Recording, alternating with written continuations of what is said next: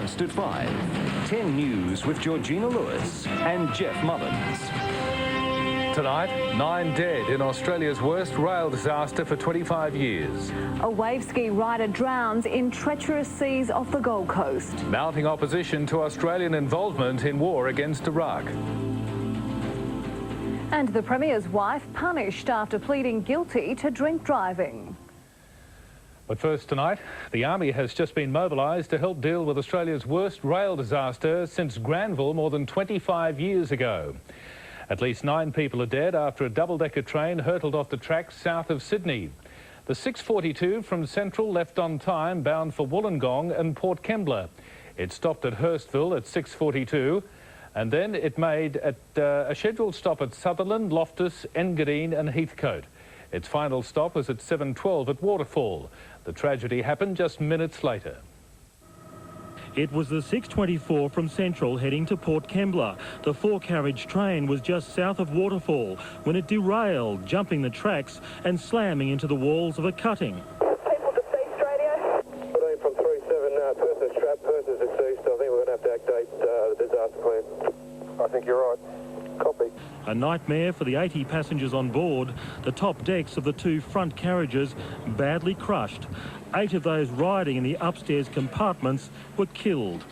Terror as well for those in the rear carriages, toppling onto their sides as the train came to a crashing halt.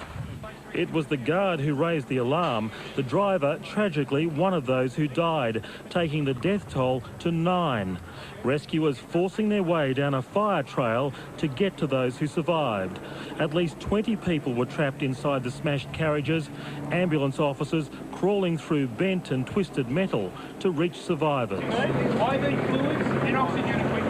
The dead left where they sat as the injured were stabilised. Those who were bleeding had their wounds bandaged before being moved.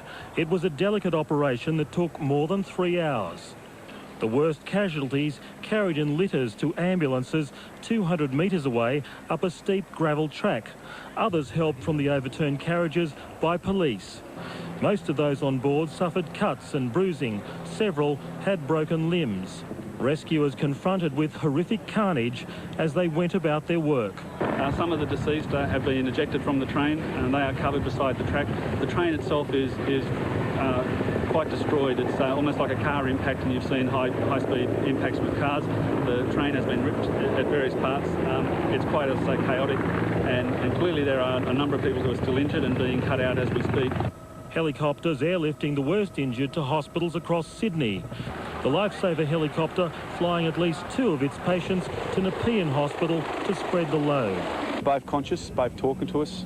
Obviously possible spinal injuries from an accident similar to that.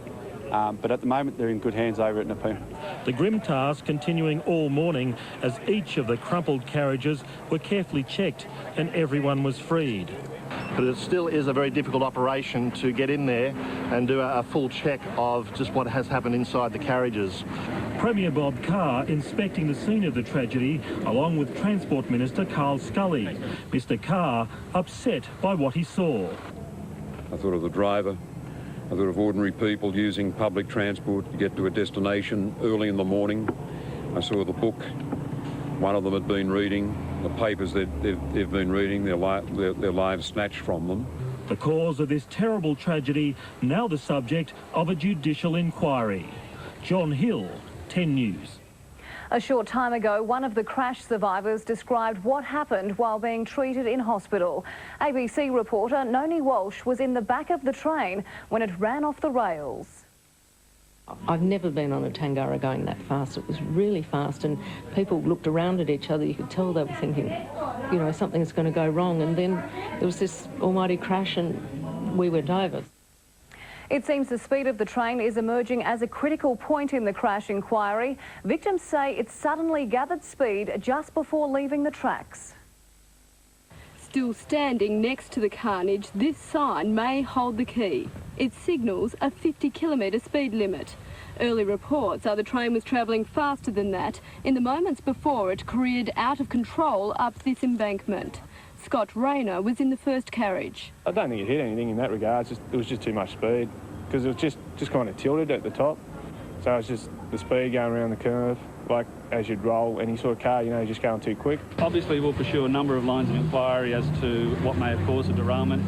Clearly speed, things being left on the track, or any other combination, track buckling, or a whole range of causes may have actually resulted in this tragedy. As a team of investigators swarmed on the site, the cause of the disaster will ultimately be determined by a full inquiry headed by Peter McInerney, the same man who oversaw the Glenbrook train disaster inquiry. A key part of this investigation will be removing this wreck, hopefully within the next 24 hours, and completely rebuilding the train in a bid to pinpoint exactly what went wrong. It's believed the driver is among the dead. The train's black box has been recovered intact. There is modern avionic technology where airport disasters have been able to recreate the scene. The safety advisors tell me they'll be able to do that with metallurgists and experts in these things. The size of this tragedy is not lost on rescue teams or the Deputy State Coroner, who spent more than 2.5 hours on site this morning. What gives you great confidence is when you're down there and you see that the coordinated approach of the rescue personnel down there. Alison, Blanksby, 10 News. 10 News reporter John Hill joins us now from the scene near Waterfall. John, what's happening there at the moment?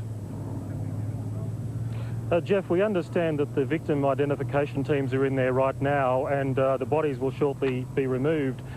We've also been speaking to some people who took part in that rescue this morning, and what they're telling us is quite horrific. You know, going into those carriages that had taken the full force of the impact, and also having to rescue people who were still alive, having to treat them, where all around were dead people, lots of blood, and you know, fairly grisly scene. But at the moment, we're also told that the line will be shut down for 48 hours. The issue about the numbers of dead, they believe it could climb. They're not putting 9 as the final death toll. They say they really have to pick this train up and have a good look at, you know, whether there are other people within the structure before they'll know. And what challenges do rescue workers face as they continue their efforts into the night? Well, at the moment, we understand there's still forensic work going on. They've brought in lights, they've brought in cranes. So, you know, the weather's closing. I think we've got a situation here now where this will be an all-night event. They have to find out exactly what caused this train crash. They have to look at every single piece of this train to work out, was it the train, was it the line? You know, it's going to be an ongoing thing to take probably the next couple of days. OK, thanks, John. Reporter John Hill at the site of the rail disaster.